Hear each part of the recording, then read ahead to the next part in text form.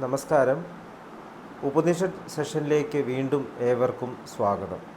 നമുക്ക് സെൻറ്ററിങ് ചെയ്ത് ഡിസ്കഷൻ ആരംഭിക്കാം. കണ്ണുകൾ അടച്ച് ശാന്തമായിരിക്കൂ. ഹൃദയത്തിൽ കുടികൊള്ളുന്ന ദിവ്യപ്രകാശത്തിൻ്റെ സ്രോതസ്സ് മനസ്സിനെ ആകർഷിക്കുന്നതായി അനുഭവിക്കൂ. ആ ദിവ്യപ്രകാശത്തിൽ കുറച്ചു നേരം ധ്യാനത്തിലിരിക്കൂ. മനസ്സിൽ ചിന്തകൾ വരുന്നുണ്ടെങ്കിൽ മൃദുവായി അവയെ അവഗണിക്കുക. ദിവ്യപ്രകാശത്തിൽ ധ്യാനം തുടരുക.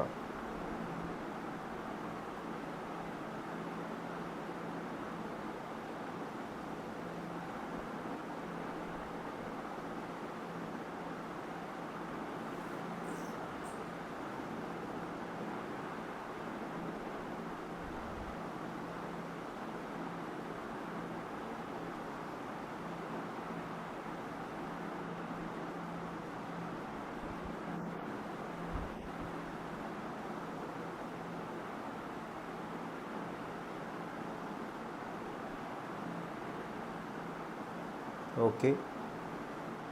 ആ കണ്ടീഷൻ ഹൃദയത്തിൽ നിലനിർത്തി പതുക്കെ കണ്ണുകൾ തുറക്കൂ. നമ്മൾ ഉപനിഷത്ത് ഡിസ്കഷനിൽ ഛാന്തോക്യ ഉപനിഷത്ത് തുടരുകയാണ്. ഇന്ന് രണ്ടാമത്തെ ചാപ്റ്ററിലെ രണ്ടാമത്തെ ഖണ്ഡമാണ്. 5 തരത്തിലുള്ള ആലാപനങ്ങളെക്കുറിച്ചാണ് ഇവിടെ പരാമർശിക്കുന്നത്. അപ്പോൾ ആദ്യത്തെ ശ്ലോകം: ലോകേഷു പഞ്ചവിധം സാമോപാസീത പൃഥിവീ ഹിങ്കാരോഗ്നി പ്രസ്താവോന്തരീക്ഷം ഉദ്ഗീത ആദിത്യ പ്രതിഹാരോ ദ്യൗർനിധനം ഇത്യൂർധേഷു. ലോകങ്ങളിൽ ഒരുവൻ 5 തരത്തിലുള്ള സാമനെ പൂജിക്കണം. ഭൂമി ഒരു ഹിങ്കാരമാണ്, തുടക്കത്തിലുള്ള വാചകം. അഗ്നി ഒരു പ്രസ്താവമാണ്, ആരംഭത്തിലുള്ള പ്രശംസ. അന്തരീക്ഷം ഉദ്ഗീതം, ഉറക്കെയുള്ള ആലാപനം. സൂര്യൻ ഒരു പ്രതിഹാരമാണ്, പ്രതികരണം. ആകാശം നിദാനം ആണ്, ഉപസംഹാരം. അങ്ങനെയാണ് അവയുടെ ആരോഹണം. രണ്ടാമത്തെ ശ്ലോകം: അഥാവൃത്തേഷു ഹ്യോ ഹികാര ആദിത്യ പ്രസ്താവോന്തരീക്ഷ ഉദ്ഗീതോഗ്നി പ്രതിഹാര പൃഥിവീ നിധനം. ഇനി അവയുടെ വിപരീതമായ രീതി: ആകാശം ഹിങ്കാരമാണ്, സൂര്യൻ പ്രസ്താവമാണ്, അന്തരീക്ഷം ഉദ്ഗീതമാണ്, അഗ്നി പ്രതിഹാരമാണ്, ഭൂമി നിദാനമാണ്. മൂന്നാമത്തെ ശ്ലോകം: കൽപ്പന്തേ ഹാസ്മൈ ഊർധ്വാശ്ചാവൃത്താശ്ച യ ഏതദേവം വിദ്വൈർഹ്യേകേഷു പഞ്ചവിധം സാമോപാസ്തേ. ഈ ലോകങ്ങൾ ആരോഹണ രീതിയിലും അവരോഹണ രീതിയിലും 5 തരത്തിലുള്ള സാമനെ ലോകങ്ങളിലും ഇങ്ങനെ അറിഞ്ഞുകൊണ്ട് അദ്ദേഹത്തെ സേവിക്കുന്നു.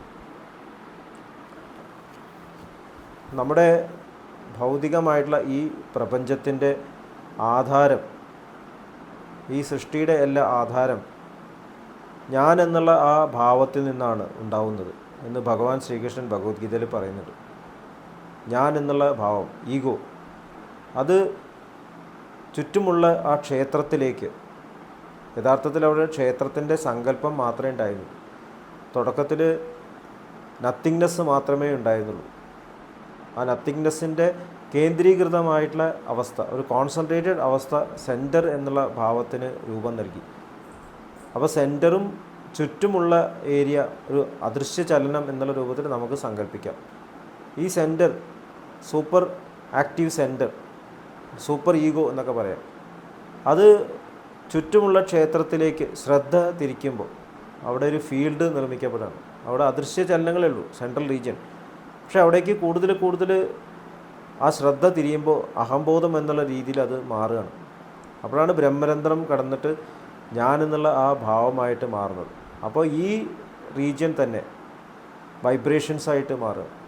അങ്ങനെയാണ് മഹാകാലം, ബ്രഹ്മരന്ധ്രം കഴിഞ്ഞ് മഹാകാലം ആയിട്ട് സ്പേസ് ടൈം മാനിഫെസ്റ്റ് ചെയ്യുന്നതിന് മുമ്പുള്ള ആ പൊട്ടൻഷ്യൽ ഫോം, ആ മഹാകാലത്തിൻ്റെ തലത്തിൽ നിന്നും ഞാനെന്നുള്ള ഭാവം പ്രഭുഭാവത്തിലേക്ക് മാറുന്നു, മാസ്റ്റർഹുഡിലേക്ക് മാറുന്നു. ആ മാസ്റ്റർഹുഡ് എന്നുള്ള ഭാവം ഉള്ളപ്പോഴും സൃഷ്ടി പ്രകടമായിട്ടില്ല. ഞാനാണ് ആ സൃഷ്ടാവ് എന്നുള്ള ആ ഭാവം അവിടെ വളരെ ലേറ്റൻ്റ് ആയിട്ടുള്ള ആ തലത്തിലുണ്ട്. ചലനങ്ങൾ സൃഷ്ടിക്കപ്പെടുന്ന സമയത്ത് ഞാൻ ആ സെൻറ്ററിൽ നിന്നും വ്യത്യസ്തനാണ് എന്നുള്ള തോന്നൽ വരാൻ തുടങ്ങി. അപ്പോഴാണ് ഞാൻ സേവകനാണ്, ഞാൻ അദ്ദേഹത്തെ സേവിക്കുന്നു എന്നുള്ള ഭാവം. അപ്പോൾ ഞാൻ എന്നുള്ള ഐഡൻറ്റിറ്റി ക്രമേണ സെപ്പറേറ്റ് ആവാൻ തുടങ്ങി. അപ്പോൾ സേവകഭാവം, പ്രപന്നഭാവം എന്ന് ബാബുജി മഹാരാജ് പറയുന്നു. അപ്പോൾ ആ തലത്തിൽ നിന്നും ക്രമേണ സൃഷ്ടി രൂപീകരിക്കപ്പെടുന്നു. കാരണം ഞാൻ സെപ്പറേറ്റായി. പിന്നെ ക്ഷേത്രത്തിൽ അകപ്പെടാൻ തുടങ്ങി. അപ്പോഴാണ് പരബ്രഹ്മാണ്ഡമണ്ഡൽ, ബ്രഹ്മാണ്ഡമണ്ഡൽ പല റീജിയൻസും വരുന്നത്. അപ്പോൾ അത് സൃഷ്ടിയിലേക്ക് തിരിഞ്ഞ് ആ പൊട്ടൻഷ്യൽ സീഡ് ഫോം ആയിട്ടുള്ള ഞാൻ സൃഷ്ടിയിലേക്ക് തിരിഞ്ഞ് അവിടെ കോസ്മിക് യൂണിവേഴ്സിൻ്റെ സൃഷ്ടി ആരംഭിക്കുന്നതാണ് സഹസ്രദള കമലം എന്ന് പറയപ്പെടുന്നത്. അപ്പോൾ ആ സഹസ്രദള കമലത്തിൽ ഈ കോസ്മിക് യൂണിവേഴ്സസിൻ്റെ അതിൻ്റെ ബീജാവസ്ഥയാണ്.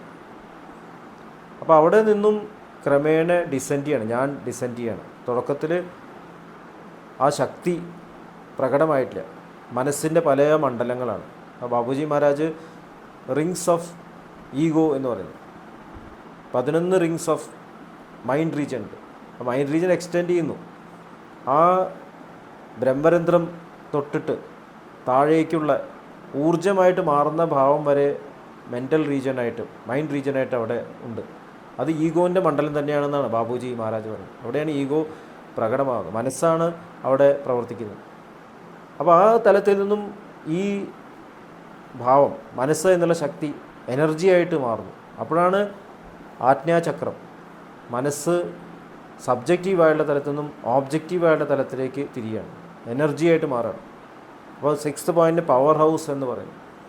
അപ്പോൾ ആ എനർജി ക്ഷേത്രത്തിൽ എനർജിയായിട്ട് മാറുമ്പോൾ പിന്നീട് അത് മാറ്ററായിട്ട് മാറും. അങ്ങനെയാണ് പഞ്ചഭൂതങ്ങൾ നിർമ്മിക്കപ്പെടുന്നത്. അപ്പോൾ ഇവിടെ ചിന്തയും ചിന്തകനും സെപ്പറേറ്റ് ആവാൻ തുടങ്ങി തുടക്കത്തിൽ തന്നെ. അവിടെ നിന്നാണ് ഈ ചിന്തയെ ക്രമേണ ഊർജ്ജമാക്കി മാറ്റുന്നതും പിന്നെ ക്രമേണ പഞ്ചഭൂതങ്ങളായിട്ട് മാറുന്നു. അപ്പോൾ ഈഗോ ക്രമേണ ഡിസെൻഡ് ചെയ്യുക മാത്രമല്ല, ഈഗോ ഓരോരോ തലത്തിൽ പോയിട്ട് കുടുങ്ങിപ്പോവാണ്. അപ്പോൾ എവിടെ നിന്ന് നമ്മൾ ഡിസെൻഡ് ചെയ്തു? ഒറിജിനൽ അവസ്ഥയിൽ എല്ലാ പൂർണ്ണതയുടെയും ഉറവിടമായിരുന്നിട്ടുള്ള ആ സൂപ്പർ ആക്റ്റീവ് സ്റ്റേറ്റ്, അവിടെ സൃഷ്ടിയിലേക്ക് യാതൊരു വിധത്തിലുള്ള ആകർഷണം, എല്ലാ സൃഷ്ടിയും നടക്കുന്നു, പക്ഷേ അവിടേക്കൊന്നും ആകർഷണമില്ല. അപ്പോൾ ഇവിടെ എത്തിയപ്പോൾ സൃഷ്ടിയിലേക്ക് തിരിഞ്ഞു. നമ്മൾ ഒരിക്കലും ഉദാഹരണം പറഞ്ഞിട്ടുണ്ട്, ഒരു കളിക്കളത്തിൽ അതിൻ്റെ ഫ്ലഡ് ലൈറ്റ്സ് കളിയിൽ ശ്രദ്ധിക്കുകയും പിന്നെ കളിക്കാരിൽ ശ്രദ്ധിക്കുകയും അതിലേതെങ്കിലും ഒരു കളിക്കാരനെയും ശ്രദ്ധിക്കുന്ന പോലെ ഈഗോ ക്രമേണ ഡിസെൻഡ് ചെയ്യണം. അങ്ങനെ ഇതിലുള്ള പല ഈവൻസിൽ, ഇപ്പോൾ ഫിസിക്സ് പറയുന്നത് ഈവൻസ് എന്നാണ് പറയുന്നത്, വൈബ്രേറ്ററി തലങ്ങൾ ഈവൻസ് എന്ന് പറയുന്നത്.